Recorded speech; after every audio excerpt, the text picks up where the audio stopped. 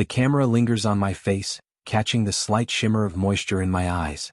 To the 300 guests filling the pews, I am the picture of a man overcome by the gravity of forever. They see a groom breathless with anticipation for his bride. They are half right. I am breathless but not from love. I am counting the heartbeats until I can strip away the veil of this lie and watch the ivory tower she's built come crashing down around her. The air in the cathedral is heavy with the scent of Casablanca lilies and expensive French perfume, the kind of luxury I've spent 5 years providing for Sarah. I stand there, a man defined by his precision and his word, playing the role of the devoted partner one last time. Every detail is curated: the silk pocket square, the vintage champagne waiting on ice, the soft string quartet playing our song. But beneath the music, my mind is stuck on a loop of high-definition betrayal. I can still feel the cold glass of my phone against my palm from 4 o'clock this morning, the blue light illuminating the grainy video of Sarah in a hotel hallway with the man who is currently standing 10 feet away as my usher. I could have stopped this at sunrise. I could have burned it all down in private. But Sarah has always loved an audience, and I've decided to give her the biggest performance of her life. I just have to survive the next 60 minutes of I do's to get to the I know. The blue light of the iPad screen had felt like a physical burn against my retinas in the dead of the night. It started with a notification chime that shouldn't have happened, a shared cloud account syncing files Sarah thought she'd deleted from her primary device. I had woken up at 4 a.m. to get a glass of water, my mind already racing with the logistics of the catering and the floral arrangements. Instead I found a ghost. There were hundreds of them. Threaded conversations spanning the last 6 months of our engagement. While I was working late to fund the down payment on the house she wanted, she was mapping out stolen hours with Tyler. The messages weren't just physical, they were a roadmap of emotional pillaging. He's so predictable, Ty. He thinks I'm at yoga. God, I can't wait to see you. Then came the video. It was time-stamped from yesterday afternoon, the day before our wedding. It showed Sarah in a hallway, her laughter muffled by a door closing, her hand interlaced with a man whose face I'd known since college. Tyler. My usher. My friend. I sat on the edge of the bed for 3 hours, the silence of the house pressing against my ears like deep water at the bottom of the ocean. My first instinct was to scream, to wake her and throw her belongings into the street. But as the sun began to bleed through the curtains, a cold, clinical clarity took hold. If she wanted to play a role, I would give her a stage. I would give her an audience of everyone she ever sought to impress. The rehearsal dinner was a masterclass in psychological warfare. I sat at the head of the long, mahogany table, the clinking of silver against china sounding like a firing squad's countdown. Sarah sat to my left, glowing in a white silk rehearsal dress, her hand resting habitually on my forearm. Every time she touched me, my skin crawled as if coated in a thin film of oil. Tyler sat directly across from us. He raised his glass, offering a smirk that he thought looked like brotherly affection. To the man of the hour, he said, his voice steady and devoid of shame. Mark, you're getting the best woman I know. I met his gaze, my eyes unblinking. I know exactly what I'm getting, Tyler. More than you can imagine. The table laughed. They thought it was a joke about the wedding night. Sarah squeezed my arm, leaning in to whisper how much she loved me. I looked at her, really looked at her, and realized that the person I loved had never existed. She was a projection, a carefully maintained image. If you find yourself holding your breath for me, wondering how a man survives a dinner like this without breaking, perhaps you've felt a similar weight. Perhaps you've stayed for the journey just to see the truth win out. I let a smile touch my lips, a sharp, jagged thing. I wasn't just surviving the dinner, I was cataloging every lie for the final bill. The morning of the wedding was a study in sensory dissonance. From the hallway of the hotel, I could hear the chaos of the bridal suite, the popping of corks, the shrieks of bridesmaids, the upbeat pop music meant to anchor the best day of her life. It sounded like a carnival built on a graveyard. In my room the atmosphere was a tomb. My best man David stood by the window, his jaw set in a hard line. He was the only one who knew. When I'd shown him the files at dawn, he'd offered to break Tyler's jaw. I told him I had something much more permanent in mind. The drive is ready? I asked, my voice sounding like gravel. Loaded and tested, David replied, patting his jacket pocket. The tech team at the reception venue thinks it's a surprise tribute video. They've got it queued to the main projector. I looked at myself in the mirror as I tightened my tie. I looked identical to the man who had woken up 24 hours ago, but inside, I was a hollowed-out vessel for a singular purpose. I wasn't a groom anymore. I was a debt collector. I watched David check his watch. The countdown had moved from hours to minutes. The organ music swelled, the heavy oak doors of the cathedral swinging open to reveal the vision in white. As Sarah began her walk down the aisle, the guests rose in a wave of synchronized admiration. I stood at the altar, my hands clasped behind my back to hide the fact that I was white-knuckling my own wrists.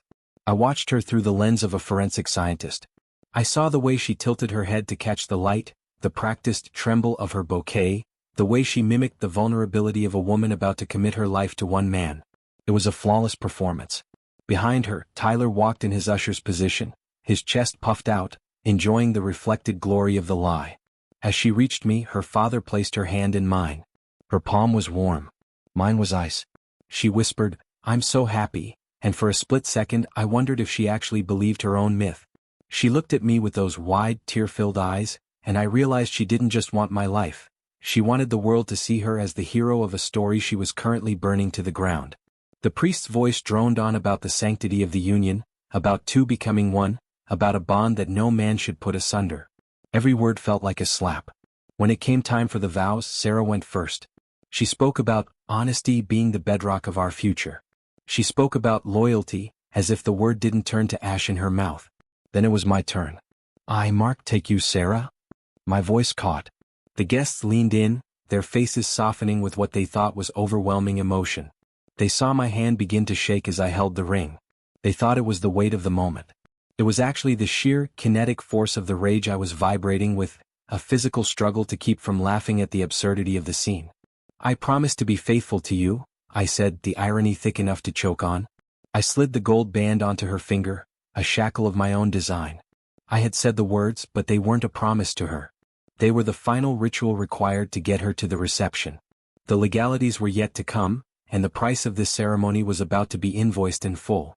The signing of the registry is usually a private, tender moment in the vestry. Sarah was beaming, her signature flourishing across the page with arrogant ease. She thought she was signing a contract for $1 million lifestyle. "Your turn, honey," she cooed, handing me the pen. But while the witnesses were distracted by the photographer, David slid a different folder onto the desk. I didn't sign the marriage license. In its place was a statement of facts, a notarized document detailing the breach of the prenuptial agreement Sarah had signed 3 months ago. That prenup included a specific infidelity and moral turpitude clause. By signing the papers in this room, under the guise of the marriage license, she was unknowingly acknowledging receipt of the evidence that would trigger the clause. She didn't even look at the header. She was too busy checking her reflection in the mirror, adjusting her veil. She signed her own financial ruin with a smile and a "love you" whispered in my ear. I felt a hollow ache in my chest as I closed the folder. This was the woman I would have died for, and now I was the one pulling the floor out from under her. It's a strange thing to realize the person you trusted most is your greatest enemy. If you've ever felt the sting of a hidden truth, you know that the silence before the storm is the hardest part to endure. I hope you'll stay for what happens when that storm finally breaks. The reception hall was a palace of light and glass. The DJ's voice boomed over the speakers. "For the first time as a married couple, please welcome Mark and Sarah." The double doors swung open and we entered to a roar of applause. The high-energy bass of the music thudded in my chest, masking the sound of my own grinding teeth. We moved to the center of the dance floor, the spotlights blinding and hot. We danced. I held her close, her head on my shoulder, while Tyler watched from the head table, sipping my champagne. Sarah leaned in, her breath warm against my neck. "We did it, Mark. We're finally here." "Yes," I replied, looking over her shoulder at the massive projector screens that flanked the stage. "We're exactly where we need to be." The appetizers were being served. The families were mingling. The trap was set, and the bait was currently whispering about our future honeymoon. The music faded. It was time for the groom's speech. I walked to the podium, tapping the microphone. The room fell into a respectful, expectant silence. "I wanted to do something a little different tonight," I began, my voice clear and terrifyingly calm. Usually the groom talks about the first time he met his bride. But tonight I want to talk about transparency. I want to talk about the things that happen in the dark. I saw Sarah's mother smile, thinking I was going for a sentimental joke. Sarah herself looked up at me, a faint look of confusion crossing her face.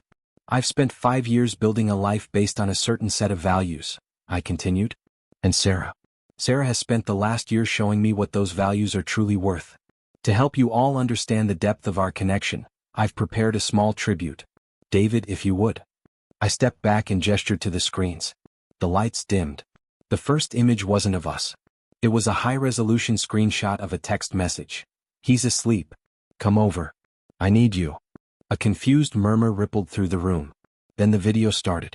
It was the hotel hallway footage, followed by a montage of time-stamped photos David and a private investigator had compiled over the last 48 hours. Sarah and Tyler at a restaurant across town. Sarah and Tyler in the back of a car. The silence that followed was deafening, a physical weight that crushed the air out of the room.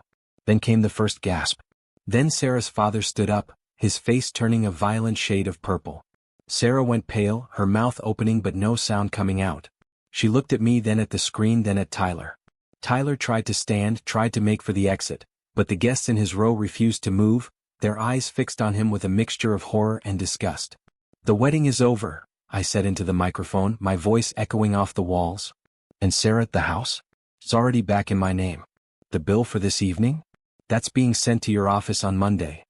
I sat down at the head table, picked up my glass of champagne and took a long, slow sip. The chaos erupted, screams, accusations, Sarah sobbing at my feet, but I felt nothing but a cold, crystalline peace. The exit was the quietest part. While the reception hall had devolved into a battleground of shattered families and legal threats, I simply walked out the side door. The night air was crisp, smelling of rain and asphalt, a stark contrast to the suffocating lilies inside. My lawyer was waiting by my car. He didn't say a word, he just handed me a final envelope and a pen. I signed the last of the paperwork, the actual annulment filing and the civil suit for fraud. As I climbed into the driver's seat, I looked back at the venue.